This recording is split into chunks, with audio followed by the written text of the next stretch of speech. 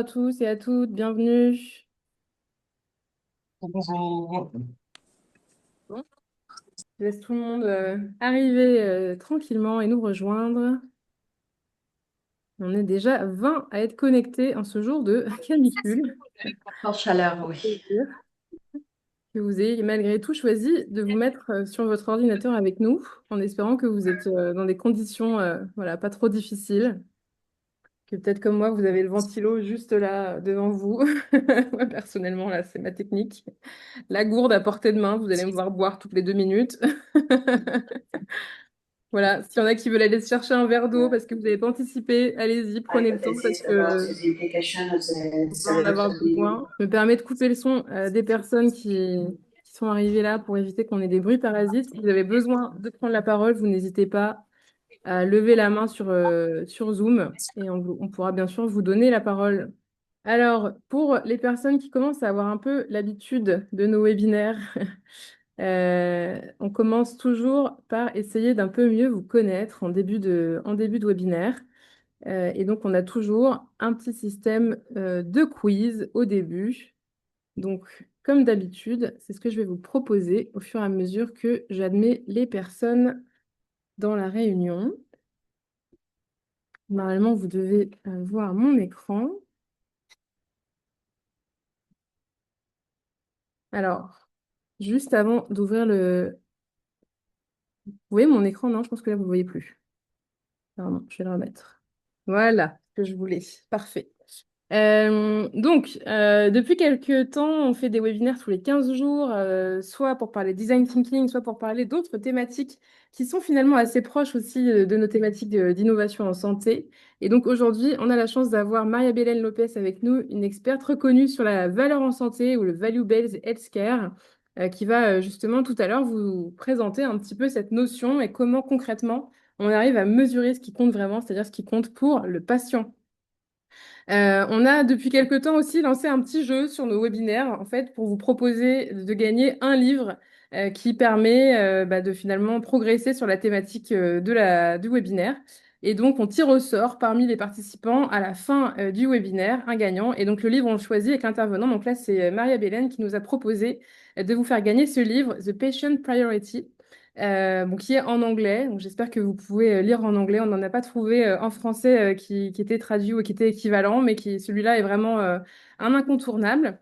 Donc, en fait, on va là lancer un outil qui s'appelle WooClap pour vous poser quelques petites questions aussi sur votre niveau de connaissance, sur le value-based healthcare, etc. Et à la fin du webinaire, on repose aussi toujours quelques questions sur votre satisfaction, sur vos envies et tout ça.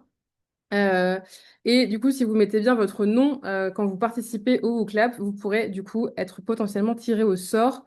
Donc, mettez bien votre nom pour qu'on puisse vous faire participer à ce tirage au sort d'ici la fin de la session. Donc, justement, le WooClap, le voici, le voilà. Donc, c'est un outil très simple qui vous permet de répondre à des petits quiz. Donc, vous pouvez soit scanner le QR code qui est à l'écran avec votre téléphone, soit directement sur l'ordinateur. Cliquez sur le lien que je vous remets ici dans le chat. Ah, je suis dans la salle d'attente. Non, là. Voilà. Normalement, avec ce lien, vous allez également pouvoir rejoindre le WooClap pour répondre aux différentes questions. Si vous avez la moindre difficulté, bien sûr, dites-le dans le chat pour qu'on puisse vous aider à débloquer. Là, pour l'instant, il faut simplement pouvoir rejoindre. Voilà, vous êtes déjà 5, 6 participants. Et donc, on va vous proposer de mettre un nom ou un pseudonyme pour pouvoir participer. Je rappelle que c'est important qu'on puisse vous identifier derrière sur la partie tirage au sort. Bienvenue aux personnes qui nous rejoignent aussi au fur et à mesure. On démarre tranquillement avec un petit, euh, un petit WooClap pour mieux vous connaître. Ok, je vois que vous êtes une dizaine déjà. Je vais commencer à lancer les questions et vous pouvez continuer à rejoindre en utilisant le lien. Le lien ne fonctionne pas, Cécile. Est-ce que Chloé de l'équipe Hôpital, est-ce que tu peux regarder Chloé et remettre le lien dans le chat, s'il te plaît? Je vais recopier rapidement, mais il est possible que j'ai pas mis le bon lien.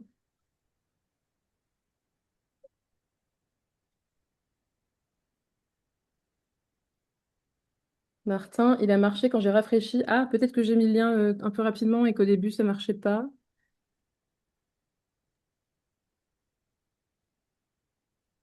Merci dans le chat, je vois que vous, vous nous aidez à expliquer comment faire. Oui, vous pouvez aussi, en fait, sinon, aller juste sur wooclap.com et taper le code. Ça marche aussi. J'ai voulu vous faire un lien global parce qu'il me semblait que ça marchait bien comme ça, mais sinon, vous pouvez avoir cette technique toute simple puisque le code, il n'y a que 7 caractères. Et oui, le QR code avec le téléphone, normalement, ça fonctionne bien également. Bon, je laisse encore peut-être 30 secondes si jamais il y avait des difficultés. Merci beaucoup, Chloé, qui vous a remis un lien dans le chat. Vous pouvez essayer avec ce lien-là si nécessaire.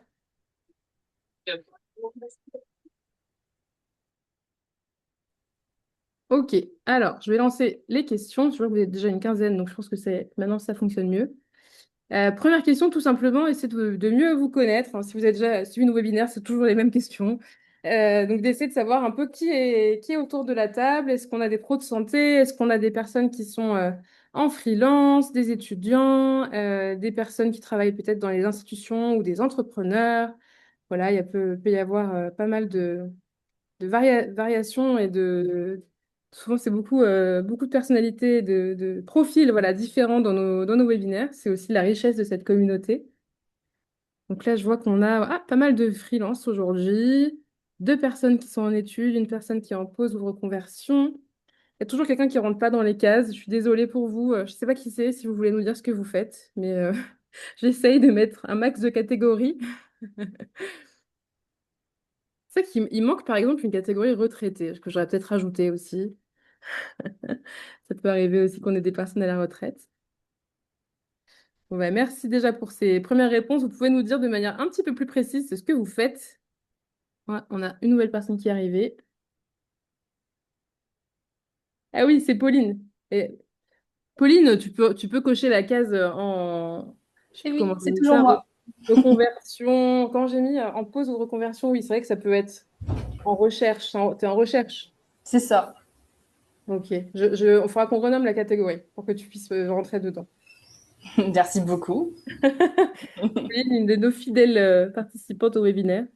Ravi de te retrouver aujourd'hui aussi. Alors, vos métiers. Donc, on a une personne qui est designer, évaluatrice en santé publique, directrice des droits des usagers de l'expérience patient, entrepreneur, consultant en innovation santé, accompagnement individuel et collectif autour de la santé mentale au travail, cadre de santé en imagerie, doctorante. Il y a deux doctorantes. Ça bouge. Médecin, jeune diplômé à CARE. Ce que j'ai pas lu. Consultante organisation et intelligence collective, chef de produit pharma. Pas mal encore de diversité dans les participants, c'est top.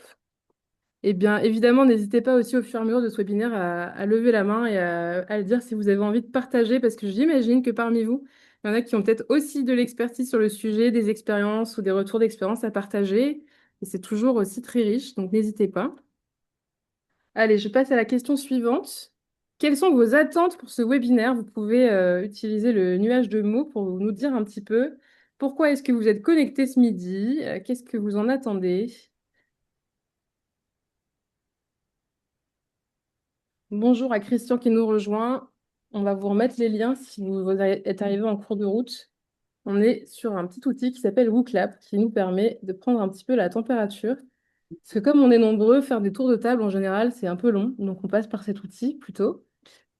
Donc, vous attendez de la sensibilisation, connaître l'existence sur le sujet, s'informer, s'éduquer, découvrir plus en détail la VBHC et ses méthodes.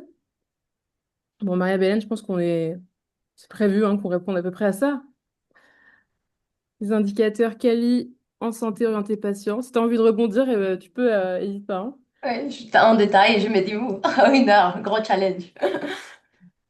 En détail, effectivement, ça va pas être peut-être assez long pour pouvoir faire tous les détails, mais bon, l'idée, c'est que vous puissiez aussi derrière demander des formations si vous avez envie d'aller plus loin. Là, on va faire plutôt quelque chose d'assez court, forcément, sur un webinaire.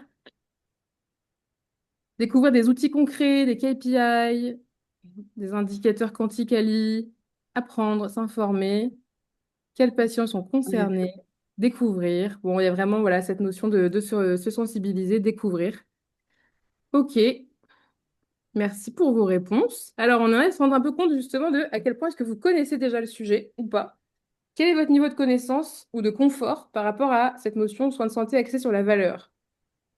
Peut-être que vous connaissez pas du tout, peut-être qu'au contraire, vous connaissez les grandes lignes, peut-être que vous maîtrisez déjà ce sujet-là.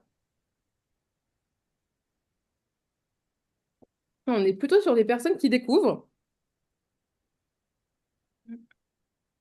en majorité, hein, on n'a pas trop de personnes qui maîtrisent le sujet encore. Donc, on va faire un petit effort de vulgarisation, hein, pour que ce soit bien Ah, clair c'est une première sensibilisation, oui. pour tout le monde. Et pour les personnes qui connaissent les grandes lignes, bah, si vous avez envie de temps en temps de partager, si vous avez déjà fait des projets ou autres et que vous avez envie de partager, bah, vous levez la main et puis vous pourrez aussi partager avec nous. Quel mot est-ce que vous utiliseriez pour définir valeur? Puisque là, on va parler de valeur en santé.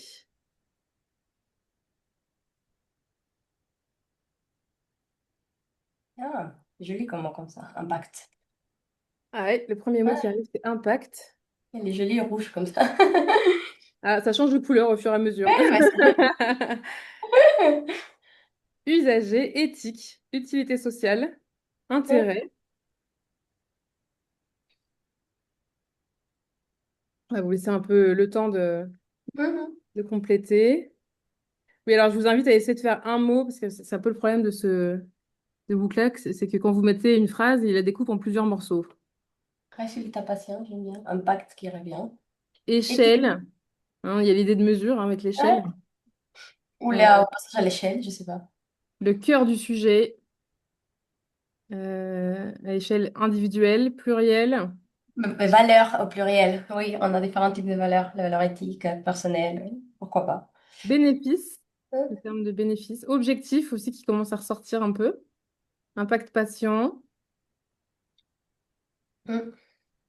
Ok, bah merci beaucoup pour vos réponses. Ah, il restait encore peut-être une ou deux personnes qui répondaient. Hop, j'ai vu des mots apparaître alors que j'allais passer à la suite. Bon, en tout cas, voilà, ça nous donne une première idée. Merci pour vos réponses. Je garde encore la parole 5 minutes parce que quand même, c'est un webinaire organisé par l'hôpital et je ne suis pas sûre que vous connaissiez tous forcément nos activités. Donc, je vous présente rapidement qui on est. Et puis juste après, évidemment, je donnerai vraiment la scène à Maria-Hélène.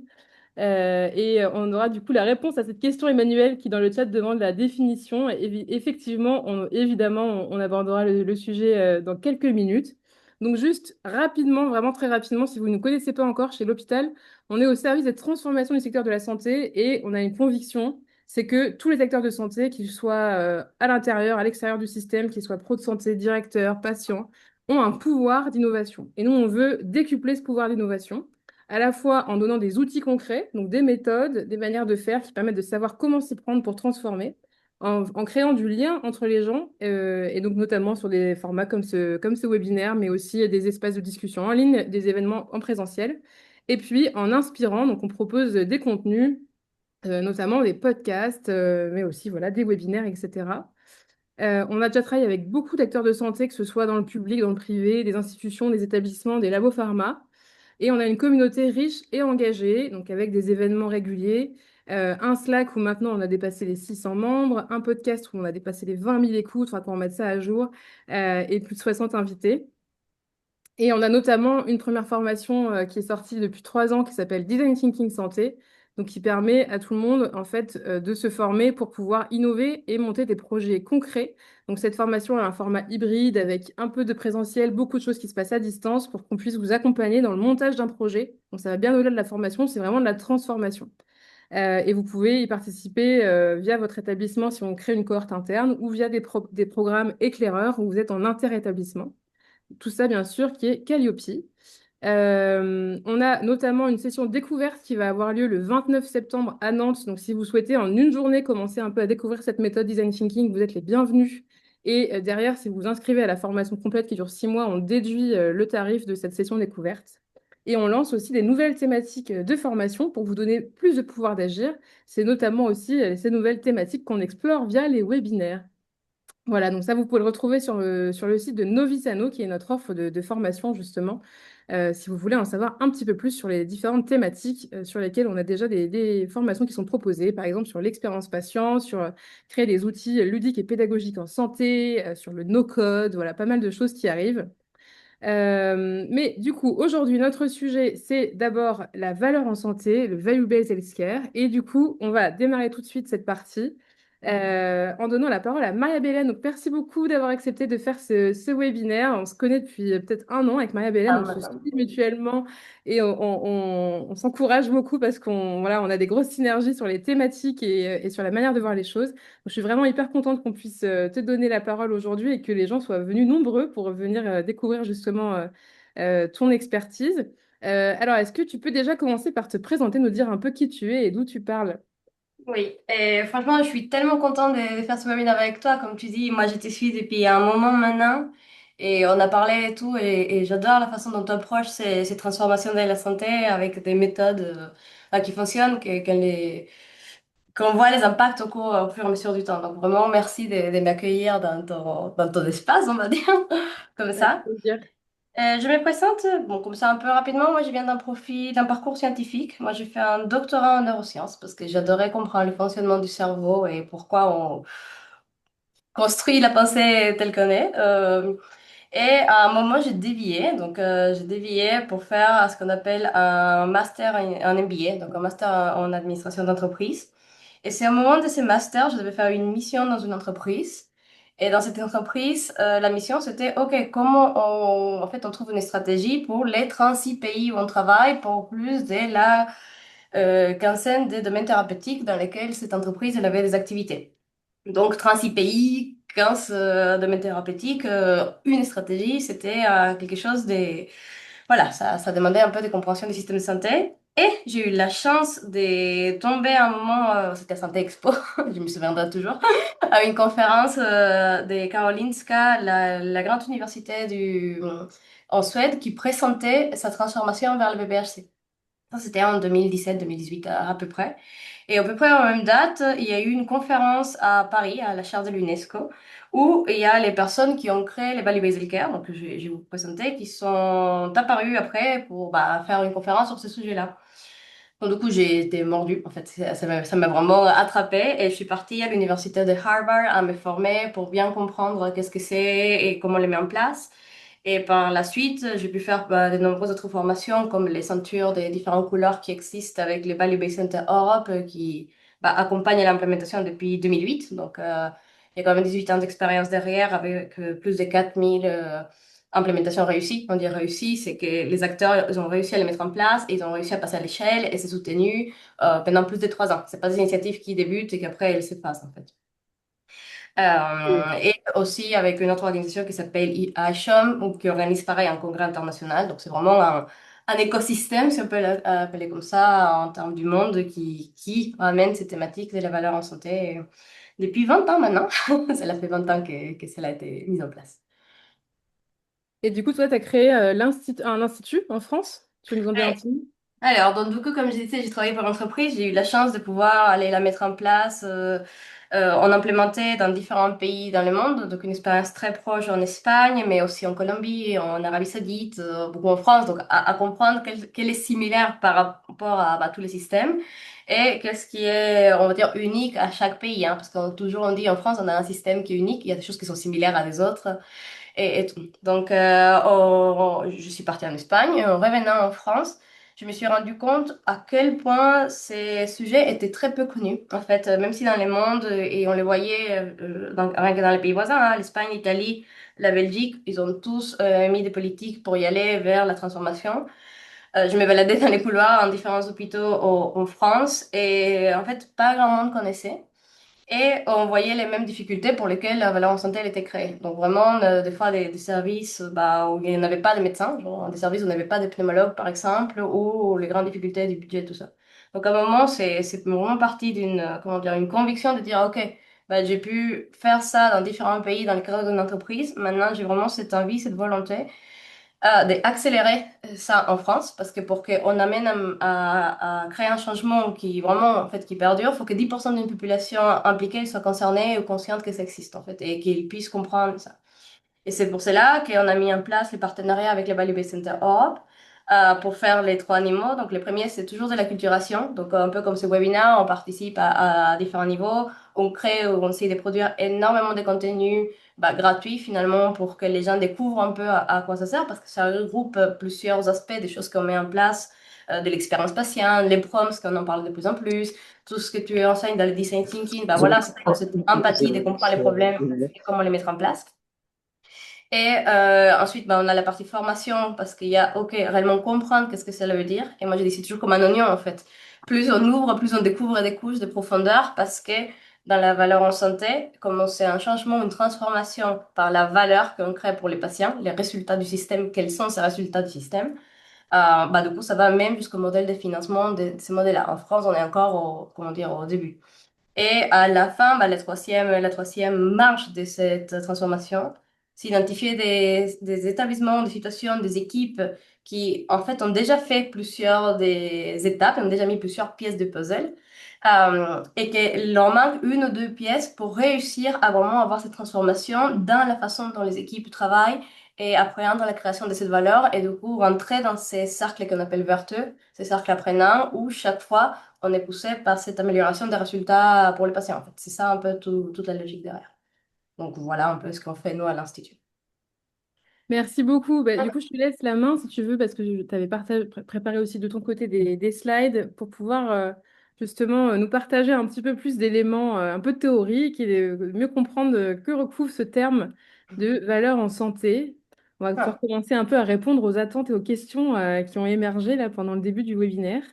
oui, et c'est comme je dis, en une petite heure, on va dire 35-40 minutes, on va pas réussir à aller trop dans les détails. Et les buts de plus, c'est de vous sensibiliser, de vous amener un peu comment dire, à ces niveaux initial des connaissances. Euh, voilà, on va les prendre un peu comme une conversation et moi j'aime bien quand il y a vraiment cet échange-là. N'hésitez pas à poser des questions dans les chats si je ne les vois pas directement. Aude, tu m'aides et tu me dis s'il y a des Bien questions. sûr, je peux les remontrer. Puis vous pouvez aussi lever la main parce que on vous a pas trop donné la parole à l'oral parce que quand on est nombreux, c'est un peu compliqué. Mais là, sur vos questions, si vous avez envie de poser une question, levez la main et on vous donne la parole et vous allumez votre micro, votre caméra. Ce sera plus sympa aussi que de passer forcément par l'écrit si vous n'êtes pas trop timide. Voilà, donc je commence et voilà, le but c'est pas non plus de faire tout un cours ultra théorique. On va pas nécessairement réussir à arriver à tous les frameworks et toutes les choses qu'on peut mettre en place parce que ça, faut déjà réussir à comprendre les concepts dans son ensemble et les briques qui les composent. Donc un peu, on va aborder les thèmes au fur et à mesure. C'est pourquoi on parle autant des valeurs aujourd'hui, pourquoi c'est la arrive. Et comme vous l'avez vu avec les nuages de mots que j'ai demandé à Aude de créer la question, qu'est-ce que valeur veut dire pour vous? En fait, c'est la même question que je pose depuis maintenant 2 ans à différentes structures. Ça peut être, on va dire, avec les assureurs, avec les industriels, avec les hôpitaux, avec les startups. En fait, on a tous une définition différente de ce que valeur veut dire. Et surtout dans un domaine comme celui-là où on travaille, où je pense qu'on a tous une passion, si on est tous ici, de dire, OK, qu'est-ce qu'on veut créer dans le résultat du système? Si on a tous une définition différente, en fait, on tire tous vers des fils différents. Donc, pourquoi, quand on parle des soins de santé axés sur la valeur, ou Value Based Care, ou BBHC, parce que c'est ça un peu les notions qu'on va répéter, en fait, on a quand même une définition qui nous permet de nous aligner sur ce que cela veut dire. Je ne vais pas rentrer trop dans les détails des cadres de référence internationaux aujourd'hui, mais je vais vous présenter plutôt l'agenda de la valeur avec les éléments clés et du coup, j'ai choisi un exemple. Donc ça, c'est des choses que vous connaissez déjà très bien, que je ne vais pas m'attarder. C'est finalement, on a les budgets qui sont très compliqués. Hein. Il suffit de voir les infos de chaque fois qu'on doit passer à nous la loi du plan des PFSS. Il y a un autre élément aussi, c'est la variabilité des pratiques avec des écarts des résultats cliniques entre différents établissements qui ne sont pas liés à une situation, on va dire, du patient, de sa condition initiale, ou qui ne sont pas non plus liés à une préférence du patient. Un exemple qu'on utilise beaucoup, mais qui sort beaucoup dans la littérature aussi, c'est le nombre de césariennes. quand ce n'est pas expliqué par un besoin médical ou par un choix patient, en fait, les variations sont très importantes d'un hôpital à un autre, avec tout ce que c'est l'impact. Un autre élément de pourquoi on parle de plus en plus d'innovation, en fait, c'est la difficulté d'un côté croissant à démontrer la valeur des technologies, des nouveaux traitements. Le fait que ces technologies ne sont plus accessibles, pourquoi finalement ça met du temps à y arriver. Et pour la personne qui va gagner les livres que je vous recommande, il y a aussi la notion que finalement les innovations, le temps qu'elles soient réellement adoptées par les praticiens, c'est 17 ans. Donc, on a un nouveau, on va dire, pacemaker, stent ou prothèse pour la chirurgie de la hanche pour que la pratique se fasse de façon, on va dire, étendue à plus de 90% des praticiens, c'est 17 ans. Donc, vous imaginez bien que cet accompagnement de l'innovation et en même temps l'innovation technologique, je veux dire, ou les molécules, et qu'elle soit adoptée à grande échelle, ça met un temps que ne permet pas à l'innovation non plus d'avancer au rythme qu'on va avancer. Et l'élément aussi clé, c'est ce décalage entre ce qui est la mesure et la valeur. À date, et c'est par ça j'aurais dû commencer, c'est tout ce qu'on mesure dans notre système. Ce sont des indicateurs des process ou des indicateurs des volumes. Quelle est la durée moyenne de séjour? Ça ne veut pas dire que nécessairement qu'un patient, une population va mieux ou moins bien. Combien de lits j'ai dans un hôpital? Combien de soignants j'ai par population, par bassin de population? Et à aucun moment, on se pose la question de, OK, j'ai diminué la durée moyenne de séjour, mais est-ce que ça a permis aussi aux patients de récupérer l'état fonctionnel, d'améliorer leur qualité de vie? Est-ce que les résultats du soin qui étaient pratiqués, est-ce que c'est la fonctionnelle? Est-ce que j'ai pu avoir une logique d'aller en prévention secondaire, tertiaire, secondaire et primaire? Est-ce que ma population, parce que j'ai diminué ces durées moyennes de séjour, est-ce qu'elle est en meilleur état de santé? Et en fait, c'est la question qui a déclenché finalement, cette discipline, parce que maintenant, on a une discipline, la valeur en santé, de dire comment on met en place des indicateurs qui montrent les résultats pour peu importe quel soin a été donné pour un usager, parce qu'on ne va pas nécessairement parler uniquement des patients, cela peut être dans le cas, par exemple, de la personne âgée. La personne âgée qui va avoir un besoin d'une prévention tertiaire, secondaire et primaire. Ça peut être aussi le cas d'une personne, justement, d'une femme qui a eu une grossesse. Donc, c'est pas uniquement pour les personnes malades, c'est une des questions qui était au début. Comment on identifie les endroits où finalement on obtient des résultats. Et une autre des raisons aussi qui s'est apparue avec cette logique, que finalement, d'un côté, on va suivre des indicateurs de volume et tous les budgets sont alloués à ces indicateurs de volume et on est guidé par ces indicateurs de volume pour faire toutes les pratiques, que finalement, ça nous amène à avoir comment dire, une dissonance des compréhensions des conversations, en fait. Où d'un côté, on va parler plutôt des coûts, réduction des coûts, augmentation des marges, et de l'autre côté, on va être en train de parler de finalement comment on sauve les patients, comment on les guérit, comment on assure cette prévention. J'y reviens beaucoup à la prévention SMO parce que c'est quelque chose qu'on en parle depuis un an de façon beaucoup plus forte ici en France, mais qu'on ne sait pas nécessairement comment les met, vu que les budgets ne sont pas nécessairement mis en place là. Donc, moi j'adore ces films-là de Sofia Coppola où on est finalement perdu dans un échange dans des acteurs qu'on ne se comprend pas en fait. On parle des choses qui sont vraiment différentes. Et c'est là qu'il y a Michael Porter qui a sorti cette phrase, je l'écris ici parce que je la trouve vraiment puissante et je vais vous la lire, qui est logique en fait, parce que dans la valeur en santé, il y en a énormément de choses que c'est logique. Il y en a plein des équipes qui ont mis en place des petites pièces du puzzle. Et du coup, c'est comment je commence à avoir cette vision globale pour comprendre comment je transforme littéralement ces systèmes qui à date, c'est pour la gestion de la maladie, dans un système qui devient un système de santé. Et du coup, la phrase qu'il dit, c'est sont des soins de qualité, coûtent moins cher, car ils répondent sur des diagnostics plus précis, réduisent les erreurs des traitements, limitent les complications, accélèrent la récupération, privilégient des approches moins invasives et diminuent le recours global aux soins. En gros, l'idée globale et qui nous guide en BBHC, c'est être en bonne santé revient toujours moins cher que traiter la maladie. Donc, comment j'assure d'avoir une population qui est en bonne santé? Si je suis en hôpital, comment j'assure qu'il n'y en a pas de complications qui arrivent et que la population, il retourne on dirait à la ville, elle soit en bon état. Si je suis dans la ville, comment j'assure cette prévention secondaire ou primaire pour que la population soit en bonne santé? Et comment j'aligne les ressources, autant humaines que financières, vers cet objectif de santé? Donc, il y a quelqu'un qui dit, pour connaître un peu les cadres du VVHC, cela a apparu comme ça conceptuellement avec la publication de ces livres en 2006 qui s'appelle La redéfinition de la santé. En fait, et les constats, c'était ça. C'est tous nos systèmes sont orientés pour la gestion de la maladie. Si on veut aller créer un système de santé, il faut qu'on restructure la façon dont on identifie les résultats du système et comment on tire plutôt ces systèmes vers les acteurs qui sont réellement en train d'obtenir des meilleurs résultats de santé pour les personnes. Et c'est là qu'ils ont mis, ce qu'on a, comme je dis, c'est une définition qu'on va les partager pour les acteurs qui façonnent cette valeur en santé, cette value-based care, c'est-à-dire la valeur du système de santé, c'est la valeur patient. Et on va s'aligner sur cette notion que tout ce qu'on cherche à créer, à la fin, c'est la valeur patient. Euh, Comme on a dit, il y a plusieurs valeurs avec un S derrière, quelqu'un l'a mentionné. Oui, bien sûr, il y a la valeur technique, la valeur allocative, comment finalement chaque euro investi en santé, comment il produit des résultats et tout, mais tout ça s'aligne finalement à une population en bonne santé.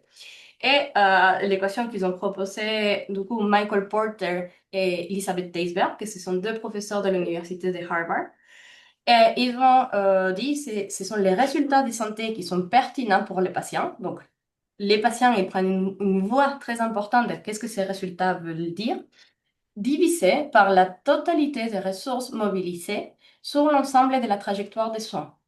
Et ça, c'est quelque chose qu'à date, on commence à l'intégrer en France, on commence à parler des parcours depuis les derniers cycles de certification, mais finalement, c'est toutes ces ressources qui rentrent en compte du moment qu'il y a l'apparition des premiers symptômes.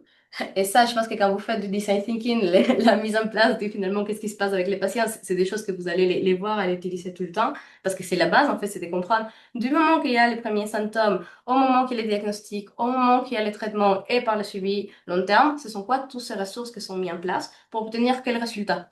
Parce que des fois, et c'est pour ça que je t'ai dit depuis longtemps, des fois il nous faut des ressources ce n'est pas les nouvelles technologies IA ou la caméra infrarouge qui te fait tout de suite un hologramme pour identifier où il faut vraiment aller opérer dans les pancréas ultra spécifiques. Des fois, il faut aller monter un peu plus haut dans justement cette chaîne pour identifier une ressource adaptée qui va vraiment avoir ses résultats.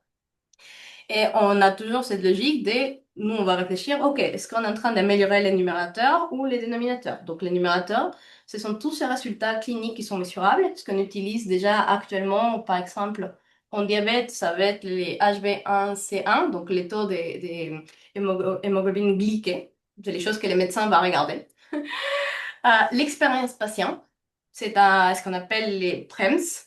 Pourquoi on dit PREMS en soi? Parce que c'est pas juste l'expérience.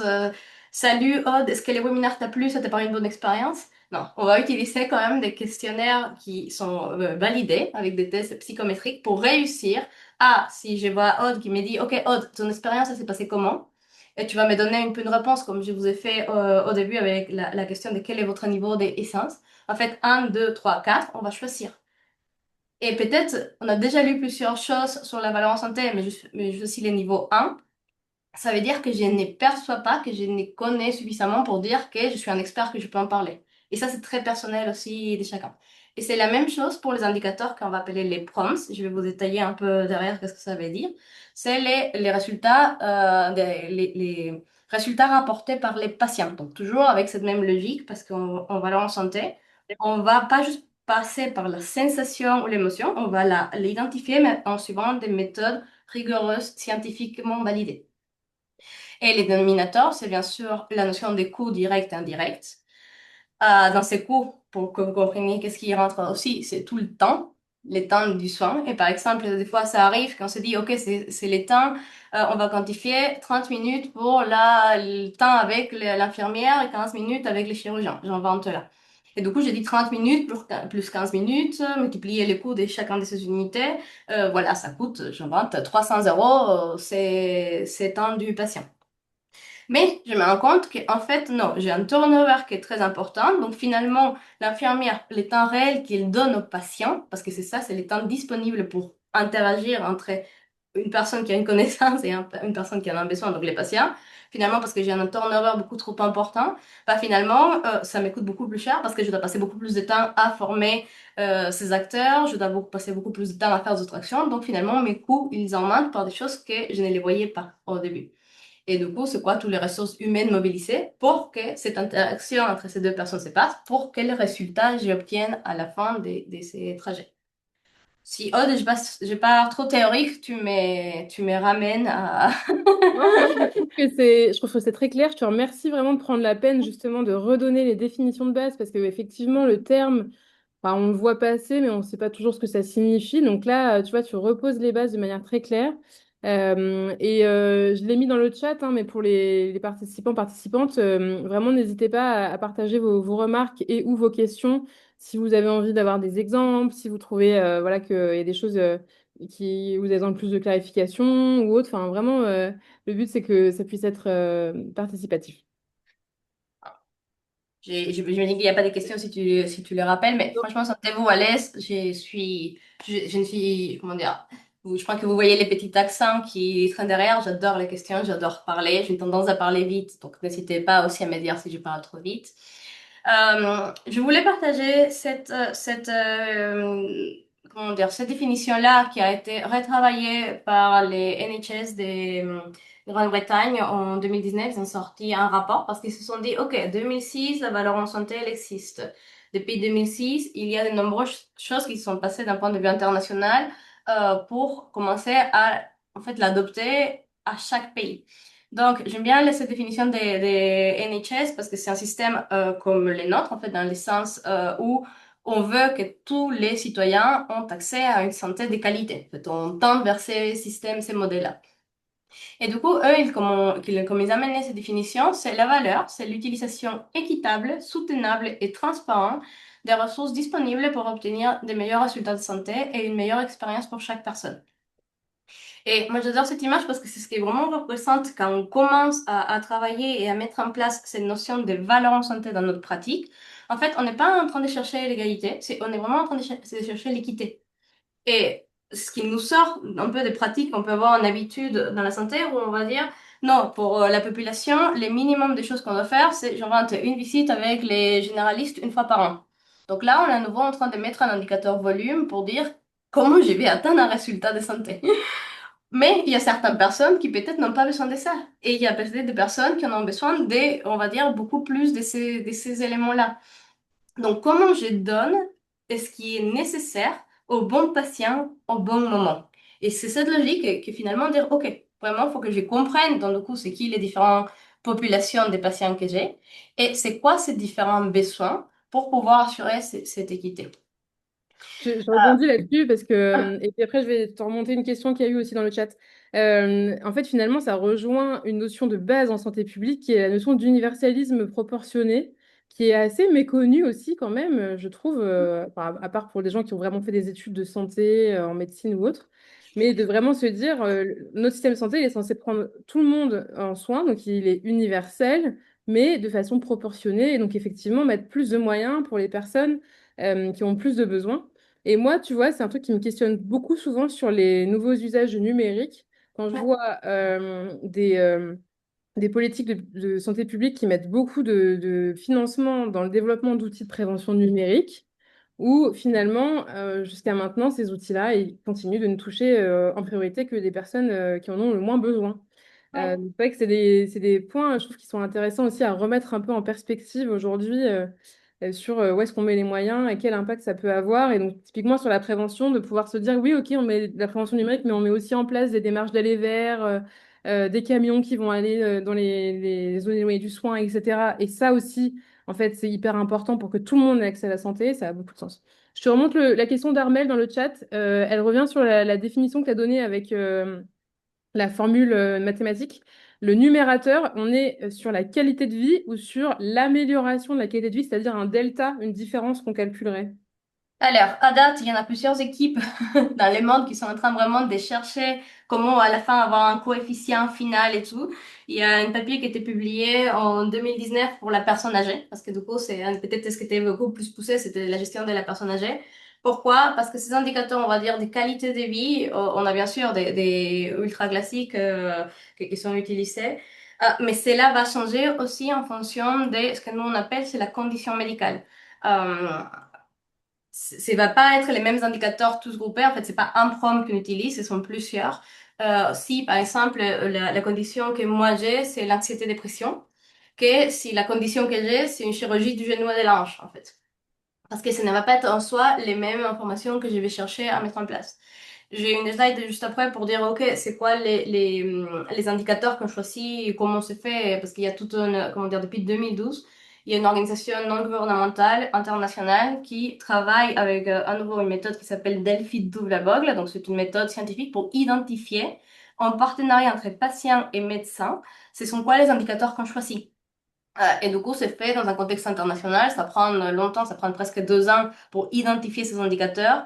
Mais il y a vraiment cette notion qui est clé, qu'on travaille tout le temps, des partenariats pour le coup avec les patients qui ont vraiment cette voix, même dans la définition de ces indicateurs à la fin qui compte pour eux. Voilà pour dire un peu cette notion de ces indicateurs. Mais à date, on n'a pas même un coefficient. Il y a des équipes qui travaillent parce que ça va être génial les jours qu'on peut juste faire apparaître les chiffres et il faut pas y passer. Et c'est pas, en fait, les deltas, comme on dit, c'est si j'ai une population, je suis un hôpital, on va dire, et j'ai une population. J'ai deux façons d'identifier si les actions que je mène ont amélioré, par exemple, la qualité de vie des personnes. Je peux comparer la situation à mes données il y a un an et voir si les actions que j'ai mises en place ont permis pour la population suivie d'améliorer cette qualité de vie, par exemple. Ou je peux aussi faire un benchmark par rapport à, par exemple, l'hôpital au Brésil. Pourquoi? Parce qu'on utilise les mêmes indicateurs d'un point de vue international. Donc, je commence à avoir la possibilité de dire, ah, mais au Brésil, ils ont beaucoup de résultats qui sont 10 fois mieux que moi. Alors qu'en termes de population, parce qu'à nouveau, rappelez-vous, on sait quel type de population on a, et on a toujours cette phrase-là de dire, non, moi j'ai les patients un peu plus compliqués que les autres et tout. En fait, dans la façon dont on structure la collecte et les données, on sait quel type de population on a. Si on a principalement, on va dire, des patients BPCO, cardiaques, qui ont, je sais pas, 5 comorbidités, on va savoir exactement la proportion. Et vu qu'on utilise la même façon d'identifier les conditions initiales du patient, ce qu'on appelle, bah, au Brésil, ils vont savoir, ah, ils ont 10% des patients qui n'ont pas besoin des boîtes. Avec mon image, je vais mettre pour expliquer ça. Alors que je n'ai 30% des patients qui ont besoin de deux boîtes. Donc, je sais exactement quel type de population j'ai et je peux voir les résultats aussi par rapport à des moments dans le temps passé et par des autres établissements qui traitent la même chose à travers le monde. Donc, ça crée en fait j'ai envie de dire, en fait, c'est une puissance d'apprentissage qui est unique. Et là, je voulais vous donner un exemple un peu plus concret. En fait, des équipes, c'est the best in class, c'est les meilleurs qui existent pour donner des idées. Donc, c'est une clinique en Allemagne qui s'appelle la clinique Martini. Ce sont deux médecins qui, dans les années 90, ils ont dit, en fait, nous, on veut vraiment avoir un soin pour le cancer de la prostate qui est exceptionnel. Ils ont fait le choix des cancers de la prostate pour diverses raisons, comment dire, et on ne va pas discuter si c'est une bonne idée de faire sur le cancer de la prostate et tout, mais le fait, c'est qu'en les années 90, ils ont décidé de créer une clinique spécialisée en gestion des cancers des traitements de la prostate. Et en Allemagne, il y avait des registres. En France aussi, on a des registres. On vient d'avoir les registres pour le cancer et d'être approuvé, donc on va pouvoir avoir une vision nationale et pluriannuelle. Mais eux, en Allemagne, déjà dans les années 90, c'était déjà le cas. Et en fait, ils se sont à un moment dit, bah, génial, la survie à 5 ans du cancer de la prostate, nous, on est à 95%, la moyenne nationale est de 94%.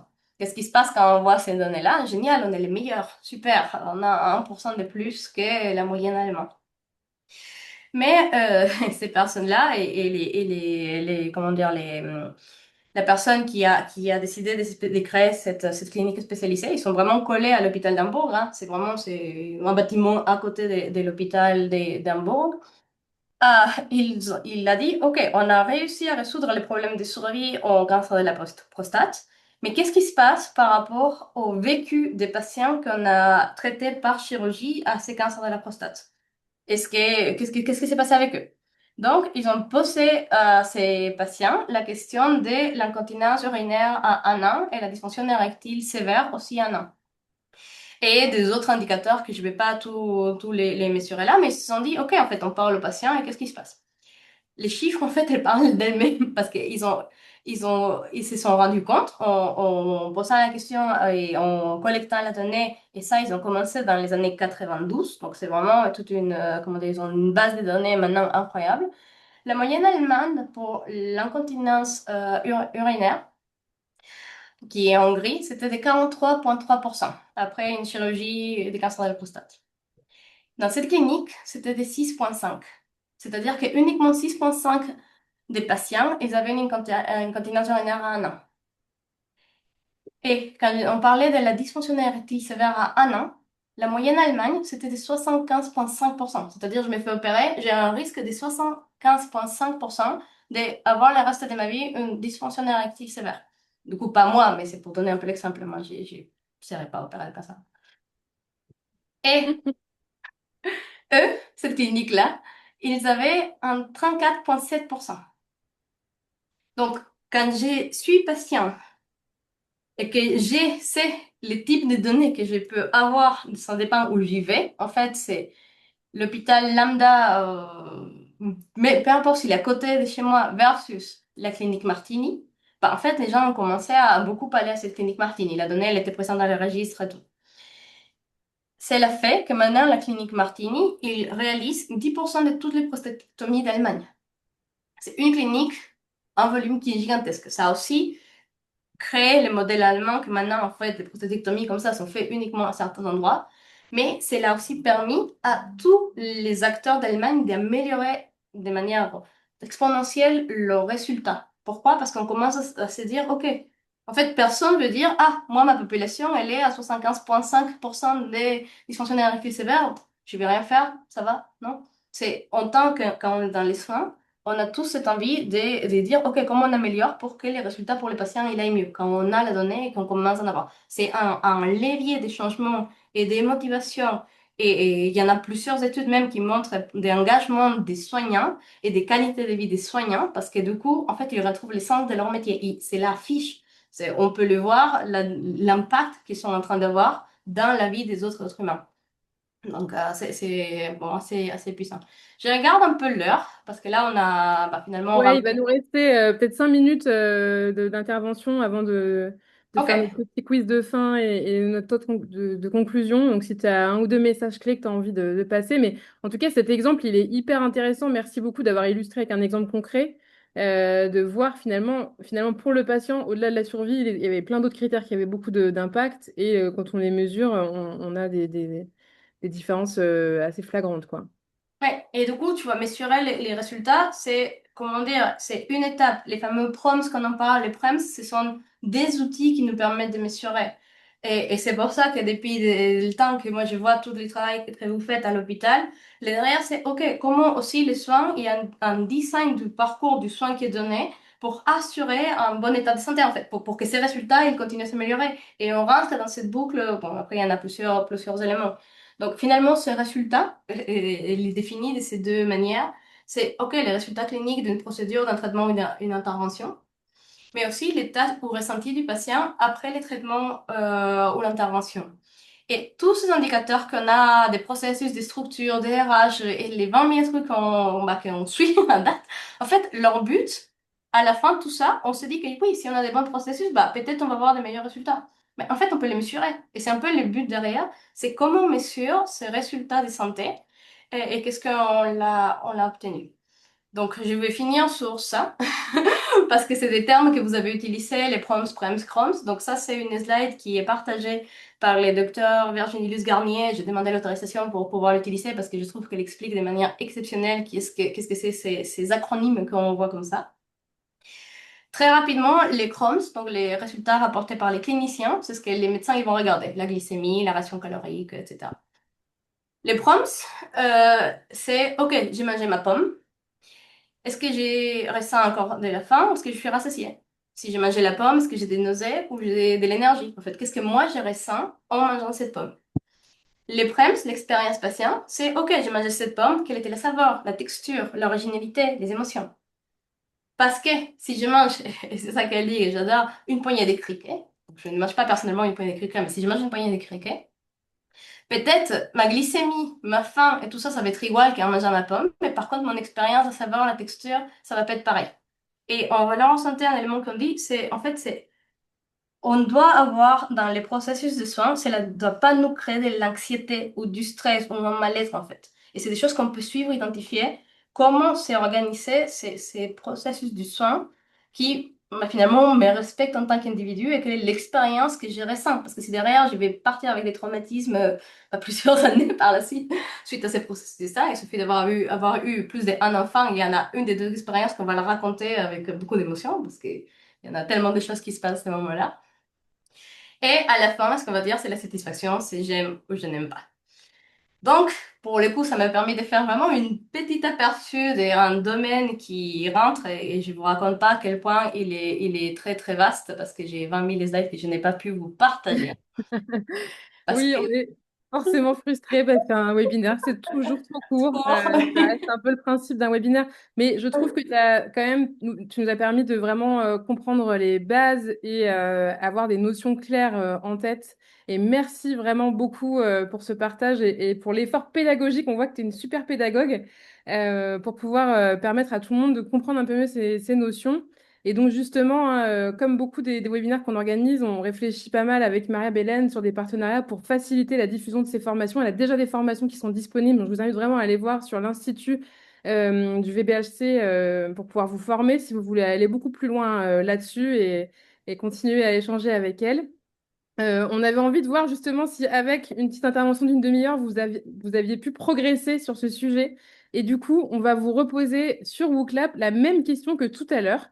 Tout à l'heure, on vous a demandé quel était votre niveau de connaissance ou de confort par rapport à cette notion de value-based care. Est-ce que ça a bougé par rapport au début du webinaire? Est-ce que vous pourriez prendre le temps de nous redonner la réponse? Alors, j'espère que vous avez encore le WooClap ouvert sur votre téléphone ou votre ordinateur. Je vous remets le lien aussi dans le chat pour faciliter les choses si besoin. J'espère que vous êtes restés connectés. Je vois qu'on commence à avoir des réponses. S'il y a besoin que je remette le QR code ou quoi, vous pouvez nous le dire. Mais vous pouvez normalement, en cliquant dans le lien dans le chat, revenir sur le Google Clap pour nous donner une nouvelle réponse. Voilà, je vois déjà une grosse évolution parce que tout à l'heure, on était répartis sur les niveaux 1, 2, 3 et là, pour l'instant, on n'a que des niveaux 3. Effectivement, avec ce temps, on a déjà pu connaître un peu plus les grandes lignes, voir comprendre les principes et être capable d'en discuter. Donc, on voit une vraie évolution hein, par rapport au début de la session. Et c'est ça pour le coup que je dis toujours la même question en fait, c'est au début à la fin et avec les prompts, prems et crumbs, ce qu'on fait c'est la même chose en fait, on les pose ces questions à des intervalles des fois de 6 mois, d'un an et sur la durée. Pourquoi? Parce qu'on veut voir en fait quelle est l'évolution, pour répondre à Nathalie et sa question. En fait, c'est quelle est l'évolution par rapport à l'état précédent. Là, c'est ce que on essaie d'identifier nous aussi, l'impact qu'il y a au fur et à mesure des différentes communications. Effectivement, le Illustrer en vrai delta. un des principes clés du BBHC. Merci. J'ai encore deux, trois petites questions à vous poser pour faire un bilan de ce premier webinaire sur le sujet. Peut-être qu'on en fera d'autres et qu'on pourra explorer le reste de tes slides, Maria Bélène, parce que souvent on me demande des parties 2 pour ce type de thématique. Et à la toute fin, on lancera la roue pour voir qui va gagner le fameux livre que nous a recommandé Maria Bélène et qui vous attend dans ma boîte aux lettres, puisque je le referai suivre évidemment. Donc la personne qui gagnera, il faudra que vous m'envoyiez un mail avec votre adresse postale. Justement, on vous disait qu'on pourrait aller plus loin avec une formation plus complète et creuser un peu plus ce sujet. Est-ce que ça vous serait utile, justement, une formation qui vous permette d'aller plus loin sur ce sujet? Alors oui, on voit qu'il y a plusieurs personnes qui seraient intéressées. Donc on pourra vous renvoyer après par mail des infos là-dessus. Et si ce n'est pas le cas, n'ayez pas honte de nous le dire, hein. Évidemment, il n'y a aucune obligation là-dessus. Mais nous, ça nous permet aussi de prendre un peu la température, se dire est-ce qu'on se lance là-dedans? Oui, il y a pas mal de personnes qui seraient potentiellement intéressées. Et de manière un peu plus précise, si on faisait cette formation, qu'est-ce qu'elle devrait absolument inclure à vos yeux? Vous aimeriez comprendre les fondements du sujet, passer d'indicateurs de moyens à des indicateurs de résultats patients, mesurer et collecter les données patients, déployer une démarche dans un établissement, des outils pratiques, des études de cas, des ateliers. Qu'est-ce qui vous intéresserait en particulier? Ouais, donc très en lien avec les établissements. Aussi avoir un peu des bases théoriques. Nous, c'est vrai qu'on a l'habitude, je vous l'ai dit très vite tout à l'heure sur Design Thinking, mais de faire des formations actions où justement on va étaler un peu dans le temps et vous accompagner dans la mise en place de ce que vous apprenez. On va un petit peu plus loin que de la simple formation théorique. Et donc, ce serait un format comme celui-là qui pourrait effectivement, je pense, répondre à vos questionnements. Oui, il y a un petit 1 qui s'est mis en rouge, je ne sais pas ce que ça veut dire. Bah, super, merci pour ça. Et enfin, en termes de format, est-ce que vous aimeriez avoir une formation en ligne, en autonomie, un atelier plutôt en présentiel de 2, 3 jours, des cohortes dans le temps où vous êtes plusieurs à suivre la formation au même rythme, un coaching individuel?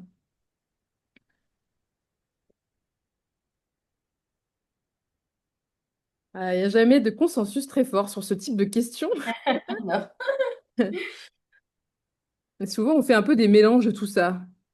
Mais bon, c'est toujours intéressant d'avoir un peu votre avis. Les ateliers, t'en proposes déjà, il me semble, Maria-Bélène, des formations présentielles. Oui. Si tu veux nous en dire un petit mot? En fait, c'est les niveaux, ce qu'on appelle la ceinture verte. C'est un peu, genre, c'est hybride parce qu'il y a des e-learning qu'il faut préparer comment dire, des documents à lire aussi, des équipes qui l'ont mis en place, qu'est-ce que ça a réussi, qu'est-ce que ça n'a pas réussi. Il y a 4 études de cas du coup, c'est 2 établissements de santé, un établissement en ville, pardon, 2 établissements de santé hospitaliers, un établissement en ville qui l'a mis en place et un industriel qui l'a mis en place. Donc, du coup, c'est pour comprendre la logique de comment ça s'est mis en place par les différents acteurs. Et on a du coup 4 masterclass en synchrone où on approfondit, on discute de ces cas. C'est à peu près 36 heures en tout. Donc ça fait quand même un bon moment. Donc, on vous fera suivre toutes ces informations-là par mail ensuite, si ça vous intéresse. Allez, ma toute dernière question, plus par rapport à ce webinaire. À quel point est-ce que vous êtes d'accord avec cette affirmation que vous avez beaucoup appris, vous recommanderiez ce type de webinaire et vous avez envie de participer à une formation? Ça fait un peu redondant, pardon, avec la question d'avant, parce qu'on évolue tout le temps sur nos formulaires et à force, on remet des trucs qui se ressemblent.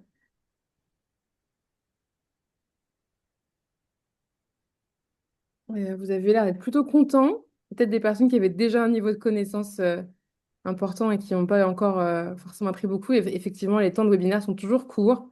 On Ouais. hésite à passer sur des formats 1h30, mais en même temps, c'est dur de se dégager aussi pendant 1h30. Donc, c'est toujours un peu ambivalent là-dessus.